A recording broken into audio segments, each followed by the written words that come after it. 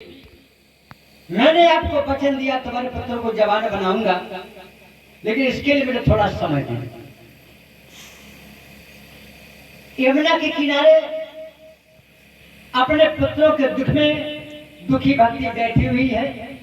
इधर नारद जी के मन में बात चलने लगी, आखिर अगर मैं कौन सा उपाय करूं, कौन सा यत्न करूं जो ज्ञान और अवरा को दोबारा जवान बनाए। चल दिए अनेक तीर्थ में भ्रमण करते हुए,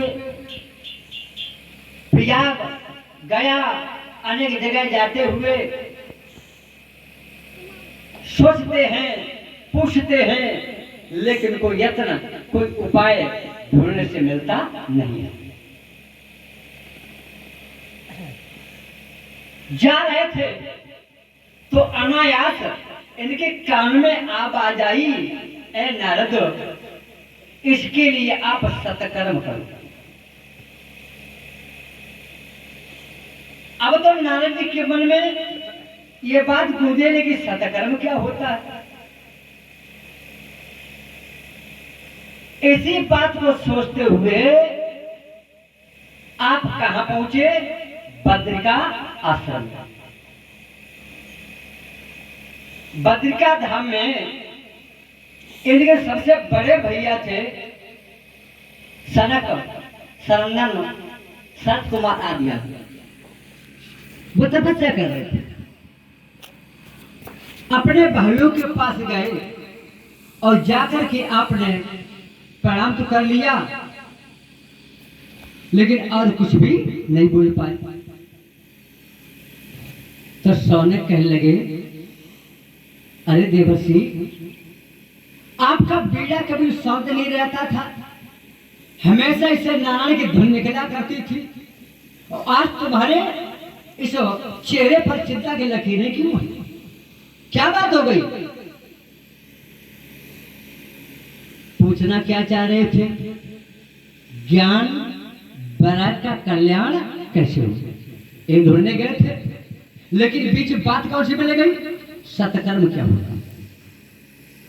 तब पूछ बैठे कि भैया मुझे एक बात बताओ कि सत्कर्म क्या होता?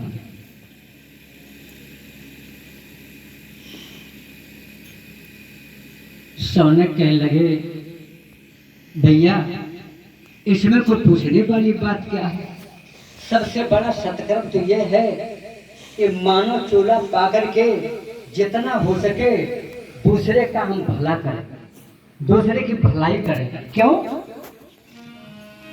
परहित सारा सीधा राम नहीं पाई,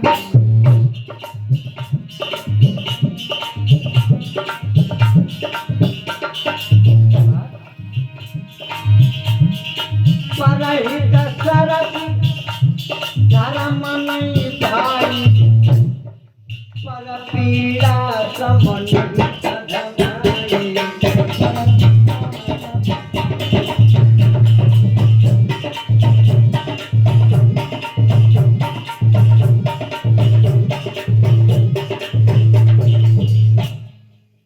देवर्षि, इसीलिए तो मानव शरीर मिला है। भगवान की भक्ति, भगवान की सेवा, इस जीव की सेवा करना ही भगवान की भक्ति है।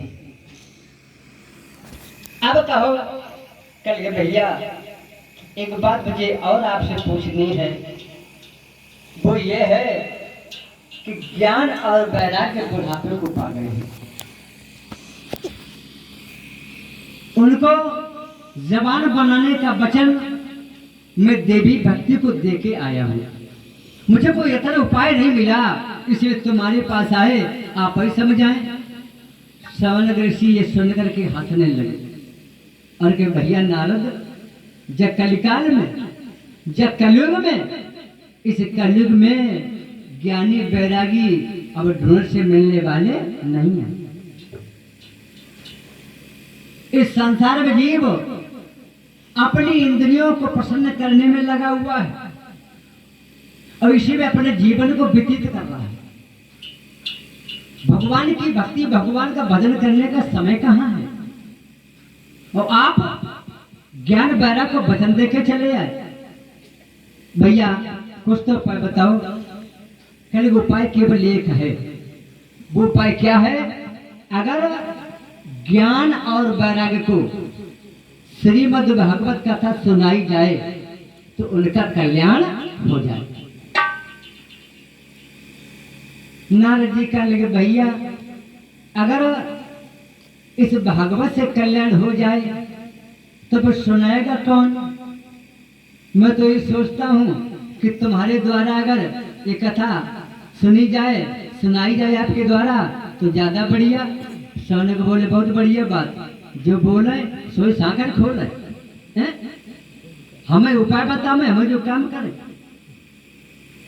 लेकिन नारद कुआं प्यासे के पास जाता है या प्यासा कुआं के पास जाता है?